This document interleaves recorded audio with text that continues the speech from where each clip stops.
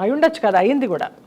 ఇప్పుడు చాలా మంది మన ఇండస్ట్రీలో కాంతారావు కానీ వాళ్ళు ఇవ్వడం కాంతారావు గారికి నేనే హెల్ప్ చేశాను. నేను హెల్ప్ చేయడం స్టార్ట్ చేసిన తర్వాత చిరంజీవి గారికి, రజనీకాంత్ గారికి తెలిసి ఆయనకి ఎఫ్డీలు వేశారు.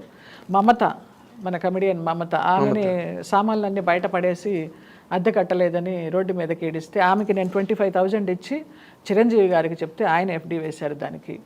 చిరంజీవి గారు ఒక గొప్ప మాట అంటారు ఎప్పుడు కూడా, నేను పాలకొల్లు నుంచి ఎవరో ఆయన అభిమానులు వస్తే అప్పుడు తీసుకెళ్ళాను, నాకు ఫోటో కావాలమ్మా చిరంజీవి గారితో అంటే, ఆయన అక్కిరాజు గారు అని చాలా పెద్ద ఆయన, మనం పాలకొల్లు వైపు షూటింగ్లకి దానికి వెళ్ళినప్పుడు లొకేషన్స్ పర్మిషన్ అది ఇచ్చేవారు. చనిపోయారు. వంశీ గారికి, పెద్ద వంశీకి చాలా దోస్తు ఆయన. తీసుకువెళ్తే వాళ్ళతో ఫోటో దిగి నా గురించి చెప్పారు, ఈ అమ్మాయి వృత్తి వేరు ప్రవృత్తి వేరు, తను చేసే వేషాలకి తను చేసే సేవా కార్యక్రమాలకి అసలు పొంతనే ఉండదు, మేము ఏదైనా చిన్న సహాయం చేసి పెద్ద పబ్లిసిటీ ఇచ్చుకుంటాము, ఆ అమ్మాయి అలా కాదని కాంప్లిమెంట్ ఇచ్చారు నాకు. What a great compliment. Megastar Chiranjeevi గారి దగ్గర నుంచి అలాంటి కాంప్లిమెంట్ అంటే పట్టం కట్టుకోవాల్సినంత కాంప్లిమెంట్.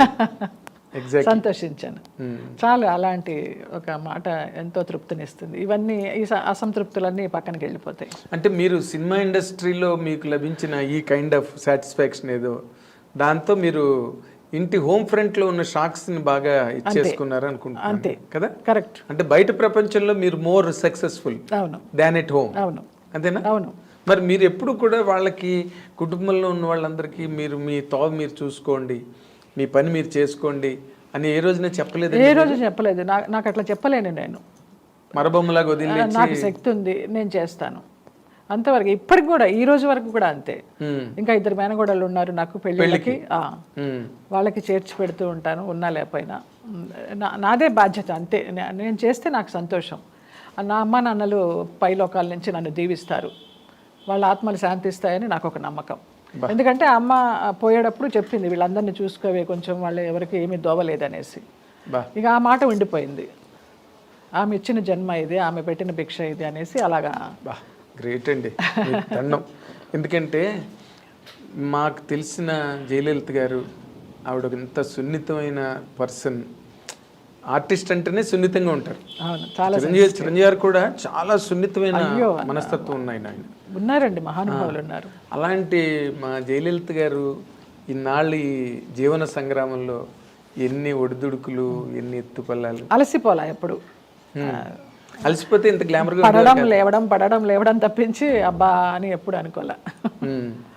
అంటే ఇన్ జనరల్గా నాకు అనిపించిన దాంట్లో మీది అంటే మీకుగా మీకు ఇప్పటి వరకు వెనకాతలు ఒక్కొక్కసారి పర్యావలోకనం చేసుకుంటే మనవి కొన్ని తప్పులు అనిపిస్తాయండి. అన్ని తప్పులే, స్వయంకృతాపరాధాలే మీవా? అన్ని.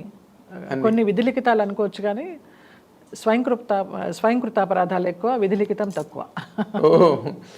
నీ రాత నువ్వే మార్చుకోవచ్చు అని అంటారు కదా, అటు నా రాత నేనే మార్చుకున్నా.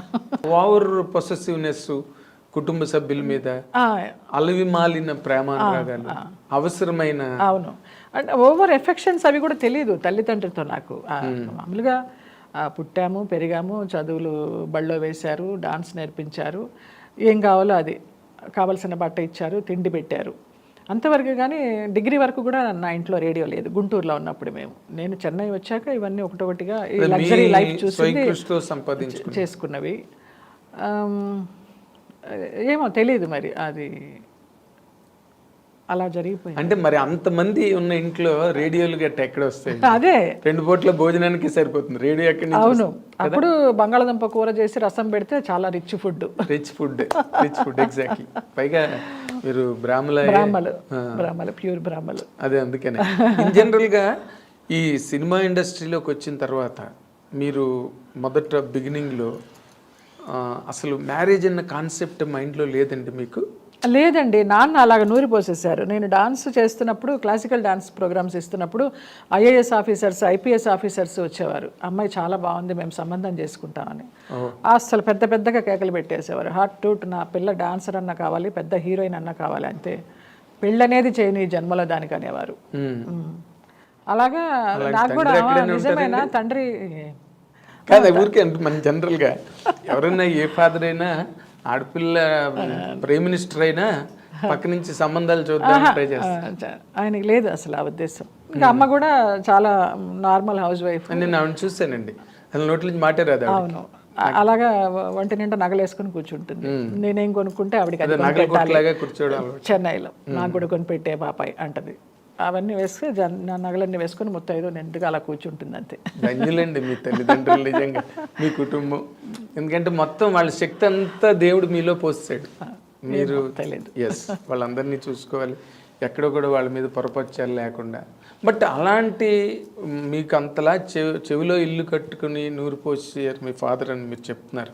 మరి ఆ రెండో మ్యారేజ్ అసలు ఎట్లా అంటే అది ఏది రెండు ఇన్ ది సెన్స్ సెకండ్ స్టేజ్లో మీరు మొదట మ్యారేజ్ అన్న పాయింటే లేదు. మొదట మ్యారేజ్ చేసుకున్నాను కదా, మూవీ చేసేటప్పుడు అతనితో లవ్, ఒక 7 సంవత్సరాల లవ్, పెళ్లి చేసేసుకోవడం, ఇంట్లో ఇష్టం లేకుండా. లవ్ అంటే లివింగ్ టుగెదర్, ఊరికే లవ్వే. ఇంటికి వచ్చేసేవాడు, మార్నింగ్ నుంచి నైట్ వరకు మన ఇంట్లోనే ఉండేవాడు. నేను ల్యాండ్ లైన్ అయితే ఎవరైనా ప్రొడ్యూసర్ ఫోన్ చేస్తే నేను గొంతు మార్చేసి జయలలిత లాగా కాకుండా వాళ్ళ సిస్టర్ లాగానో ఎవరిలాగానో, లేదండి బిజీగా ఉంది వేరే షూటింగ్లో అని చాలా షూటింగ్లు మానేసిన సందర్భాలు ఉన్నాయి ఇతనితో ఉండడానికే. అట్లా అంత లవ్ చూపించాడు అనమాట. ఇంట్లో లవ్ తక్కువ నాకు. ఎవరికి వాళ్ళు షూటింగ్ నుంచి వచ్చేసరికి నిద్రపోతూ ఉండేవాళ్ళు, లేకపోతే డైనింగ్ టేబుల్ మీద ఫుడ్ ఉంటే పెట్టుకుని తినడమో, లేకపోతే అది కూడా లేకపోతే పడుకోవడమో చేసేదాన్ని.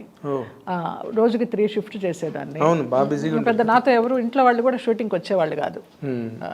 నా ప్రొఫెషన్ ఇల్లు ఎంత మీ డబ్బులేకి తప్పితే మీరు ఇక అంతే, జగమెరిగిన సత్యం అది. అంటే మీరు లివింగ్ టుగెదర్ అండి? మ్యారేజ్ లేదు, మ్యారేజ్ చేసుకున్నాం చోటానికరమ్మ ఆలయం అని కొచ్చిన్లో. చాలా 7 ఏళ్ల లవ్ తర్వాత లవ్ లో ఉన్నప్పుడు చాలా మంది పెద్దలు చెప్తూ వచ్చారు. చలపతిరావు గారు కానీ, గోపాలకృష్ణ గారు కూడా మీకు చెప్పడం నాకు తెలుసు. నేను అబద్ధం చెప్పా ఆయనకి, గోపాలకృష్ణ గారికి.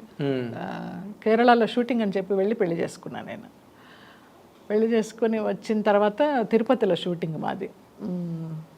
ఏదో నేను, కిన్నెర, గోపాలకృష్ణ గారు, శారద గారు, పరిచయమా ఏదో పేరు, దాని పేరు. ఆ సినిమా అప్పుడు ముక్కు పగిలిపోయింది. ఏమైందన్నారు. అప్పుడు కొట్టడం కూడా స్టార్ట్ చేశాడు మా ఆయన. అయితే ఫేషియల్ చేయించుకోవడానికి వెళ్ళాను గురువుగారు బ్యూటీ పార్లర్కి. అమ్మాయి గోరేదో తగిలిందని చెప్పా. అబద్ధం చెప్తున్నావు కదా అన్నారు. అప్పుడు ఏసీకి వచ్చి ఇక కూర్చుని ఆయన మీద పడి ఏడుస్తా కూర్చున్నా. ఇది జరుగుతుంది గురువుగారు అని. నేను చెప్పానా వద్దని. వాడు దొంగకోళ్ళు పట్టే మొహంలా ఉన్నాడు. ఎందుకు అలాగా తొందరపడ్డావు, ఇప్పుడు సినిమాలు కూడా పోయినాయి, నీ క్యారెక్టర్లు ఎవరెవరికో వెళ్ళిపోతున్నాయి అనేసి ఆయన బాధపడ్డారు.